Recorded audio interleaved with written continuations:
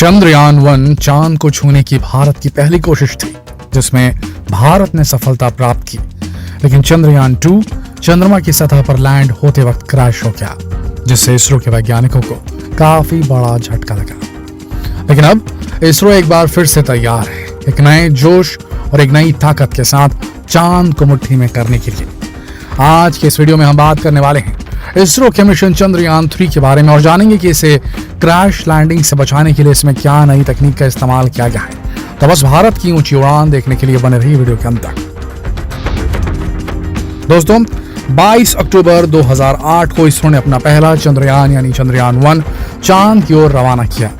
भारत का मिशन काफी सफल रहा और भारत के इस मिशन की रिसर्च में पता चला कि चांद के दक्षिणी ध्रुव के गहरे क्रेटर में पानी के निशान मौजूद हैं। बाद में नासा ने भी इसकी पुष्टि की थी। इसके बाद 14 जुलाई 2019 को इसरो ने एक बार फिर से चांद को छूने की कोशिश की। मिशन का नाम रखा गया चंद्रयान-2। लेकिन चंद्रयान-2 का लैंडर चांद की सतह पर सॉफ्ट लैंडिंग करने में नाकाम रहा। चंद्रयान-2 का लैंडर विक्रम जब चांद की सतह से 2.1 किलोमीटर ही दूर था, तब ग्राउंड स्टेशन से पृथ्वी पर उसका संपर्क टूट गया। चंद्रयान-2 ने चांद की सतह पर हार्ड लैंडिंग की। इस मिशन की असफलता ने वैज्ञानिकों को काफी निराश किया, लेकिन इसरो ने हिम्मत नहीं हारी और तुरंत ही चंद्रयान-3 की तैयारियों में जुट गए। दोस्तों, चंद्रयान-2 से पहले इजराइल भी चांद की सतह पर उतरने की कोशिश में नाकाम हो चुका था। इजरायली स्पेस एजेंसी का लैंडर भी एक सॉफ्टवेयर ग्लिच की वजह से चांद की सतह पर हार्ड लैंड हुआ था और 25 अप्रैल 2023 को जापान की एक प्राइवेट स्पेस एजेंसी के द्वारा भेजा गया लैंडर भी चांद की सतह पर उतरने में नाकाम रहा था। यहाँ भी लैंडर में कोई सॉफ्टवेयर ग्लिच आ गया था। लेकिन जब इसरो ने चंद्रयान-3 की तैयारी शुरू की तो उसने चंद्रयान-2 की असफलता के कारणों को अच्छी तरह से एनालाइज किया और चंद्रयान-3 में इन सभी कमियों में सुधार किया। इस मिशन का बजट 600 करोड़ से भी ज्यादा है। इसका मुख्य उद्देश्य एक लैंडर और रोवर चांद की सतह पर उतारना होगा, वो भी बिना किसी नुकसान के। इस मिशन की सफलता में सबसे बड़ी समस्या है चांद पर लैंडिंग के लिए इसरो द्वारा चुनी गई जगह। असल में इसरो चंद्रयान-3 के लैंडर को चांद के साउथ पोल पर उतारने की कोशिश करेगा।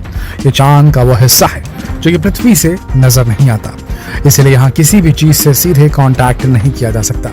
इसके अलावा यहाँ इसरो लैंडर से रियल टाइम कम्युनिकेशन भी नहीं कर सकता, इसलिए यहाँ लैंडिंग की जिम्मेदारी पूरी तरह से लैंडर के ऊपर होगी।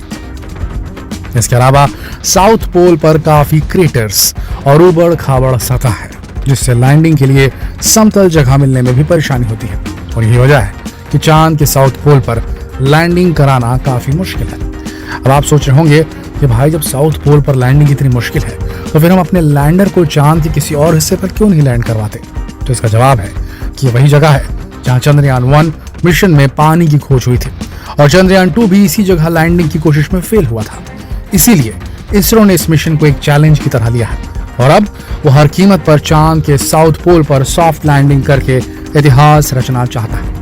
चंद्रमा के साउथ पोल पर कई ऐसे क्रेटर हैं जिन पर सालों से सूरज की रोशनी नहीं पड़ी, इसीलिए यहाँ हमेशा अंधेरा रहता है और यही वजह है कि यहाँ का तापमान काफी कम है, इसीलिए यहाँ बर्फ मिलने के चांसेस काफी ज्यादा हैं। इसके अलावा यहाँ रेडिएशन ना होने के कारण क्रेटर में जीवन की खोज के भी चांसेस हैं।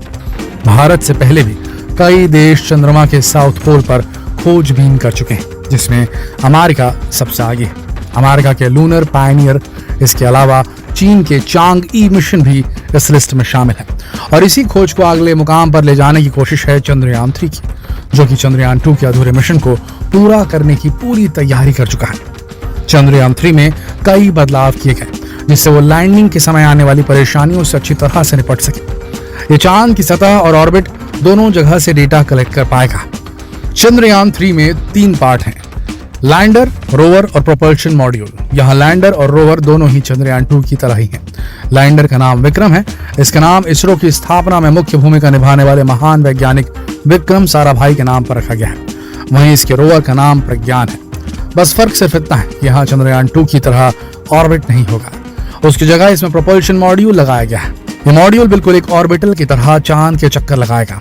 इसका इस्तेमाल लैंडर और ग्राउंड स्टेशन के बीच कम्युनिकेशन के लिए किया जाएगा। अब चलिए चंद्रयान-3 के तीनों हिस्सों के बारे में जरा डिटेल में जान लेते हैं। सबसे पहले बात करते हैं प्रोपल्शन मॉड्यूल की। ये देखने में एक बॉक्स की तरह होगा। इस पर पावर के लिए सोलर पैनल भी लगाए जाएंगे। इसके ऊपर आपको एक बड़ा गोल स्ट्रक्चर दिखाई देगा जिसे इंटर मॉड्यूलर अडेप्टर कोन कहा जाता है। इसका काम लैंडर को माउंट करना है। इसके अलावा इसमें इसकी स्पीड और डायरेक्शन को कंट्रोल करने के लिए भी इंस्ट्रूमेंट लगाए गए हैं। प्रपोल्शन मॉड्यूल का काम लैंडर को चांद पर लैंडिंग की सही जगह तक सही सलामत लेकर जाना है। इसके बाद ये उसे लैंडिंग के लिए तैयार करेगा और ग्राउंड स्टेशन से कांटेक्ट बनाए रखने में मदद करेगा। इसके बाद नंबर आता है लैंडर मॉड्यूल का। यह वो हिस्सा है जो कि चांद पर लैंड करेगा। यह भी दिखने में किसी बॉक्स की तरह ही होगा और सतह पर उतरने के लिए इसमें 4 लेग्स भी होंगे, पैर भी होंगे। इसका वजन 1752 किलोग्राम के आसपास है और इसके अंदर एक 26 किलोग्राम का रोवर भी मौजूद होगा और इसके साइड में भी पावर सप्लाई के लिए सोलर पैनल्स लगे होंगे।